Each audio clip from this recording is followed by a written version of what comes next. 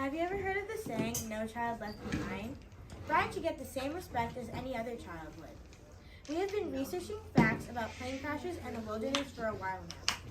We wanted to make sure there was a reason behind this serious problem.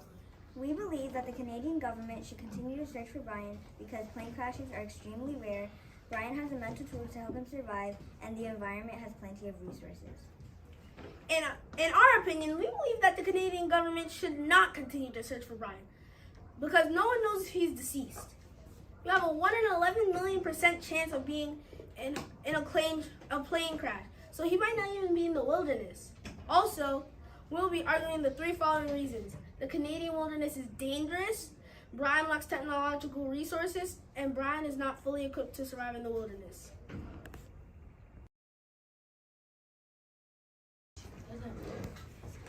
We prefer that the Canadian government should continue the search for Brian because plane crashes are very rare. For example, since technology has gotten superior, plane crashes have gotten infrequent. Most planes have multiple engines and backup systems, making plane crashes less scarce. The book Survivor Kid elaborates on how Brian is more likely to die from eating poisonous foods than from a plane crash. According to the book Hatchet, it states, "I'm alive," he thought. "I'm alive. It could have been different. There could have been death. I could have been done."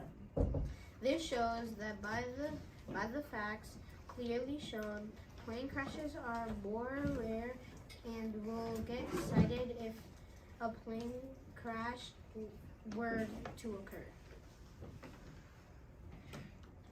I'll go solo. No, we don't. Brian lacks technological resources. It would be hard to survive alone in the Canadian wilderness. The text states, Brian could barely hear him now. He heard mostly noise and static. This depicts that Brian's technology is not currently working, which leads to Brian not knowing where to land, so he crashes the plane. The text also states, 2, 3, 10 minutes. The plane roared and Brian listened but heard no one. This is significant due to the fact how they were lacking communication between air traffic control and the plane. This leads to the plane crashing, which made a problem. The problem being that he has no communication with air traffic control, which means that there's a low chance of him being found. Also, people assume that since he's a kid and was in a plane crash, he's probably dead. The government should not spend an incredible amount of money just to save a kid who may be dead. Although the government is highly powered, that doesn't mean that they should waste their resources on finding Brian.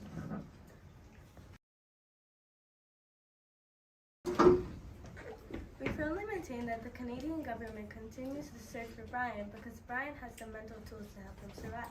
For example, when Brian tries killing himself and fails, he gives life another chance, and kept a more survival mind, which is helpful when trying to survive in the woods. In Hatchet, Brian made a pantry to store food so that he could get to his food and so no animal could take it. Lastly, when Brian needed more food, he made a spear so that he could catch fish, cook them, and eat them. This shows that by the information used, Brian is using what he knows about survival to help him survive in the wilderness.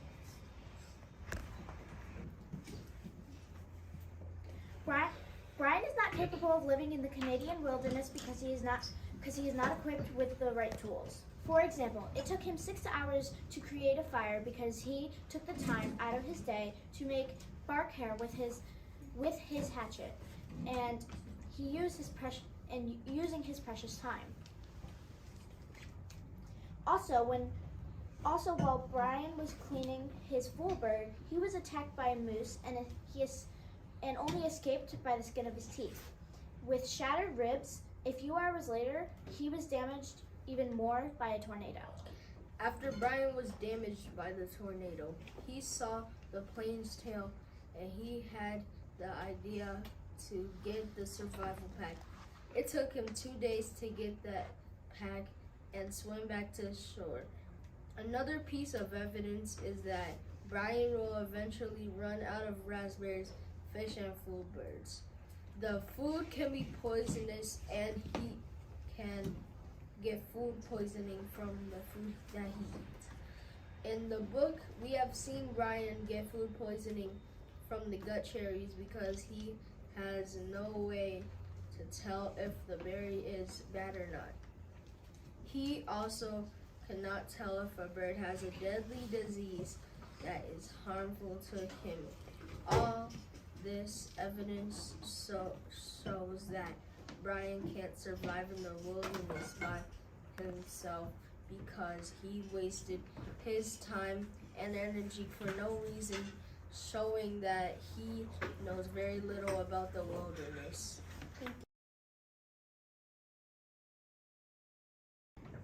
We are unequivocal that the Canadian government should not give up on searching for Brian because there are a lot of resources for him to survive on. For example, Brian has been eating blueberries and raspberries. He also knows how to hunt for bluebirds. In Hatchet, Brian built his very own bow and arrows and a spear to go hunting for fish and rabbits. This is important because if you have food, the chances of surviving are higher, and you can survive even longer. Water is very important too, but be sure it's healthy before you drink. Brian, on the other hand, doesn't care, so he just drinks the water. This showed that in Brian's situation, the environment will have plenty of resources. Thank you. Brian is not ready to live in the Canadian wilderness, and for his age and everything else about him, he should be dead. The environment is dangerous. The first reason is that the weather is horrible, going down to -40 degrees Fahrenheit. Some other weather, such as the tornado that affected a lot of the environment around him. The second reason is there's a lot of dangerous animals such as wolves, black bears, skunks, porcupines, moose, and mosquitoes. Also, a lot of the animals listed, Brian has been attacked by or has encountered with it. Another reason is that it is very hard to find healthy water in the Canadian tundra, and most of the water would get you sick by drinking it. One other reason is some types of food can get you ill or sick. This leads to Brian always having to make sure a berry isn't poisoned or and a fish or bird didn't have a disease. Our final reason is the landscape of the Canadian tundra is really dangerous. For example, if Brian were to sprain his ankle, it would affect the way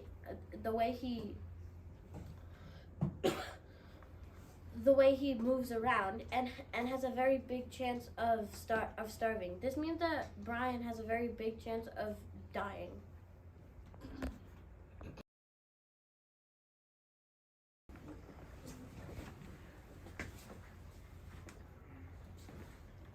It goes without saying that the Canadian government should continue searching for Brian because plane crashes are very rare. Brian has the mental tools to survive, and the environment has plenty of resources. If the Canadian government saves Brian, then more people will trust the Canadian government to save their children. Imagine one of your family members or close friends get involved in a plane crash, then gets stranded in an unknown location. Wouldn't you want to do everything you can do to get them to safety as fast as possible? We believe that the Canadian government should not continue to search for Brian because he lacks technological resources, is not mentally and physically equipped to survive in the wilderness, and the environment is dangerous. This tells us that there is no way a child could survive and is most likely to pass away. Most likely passed away.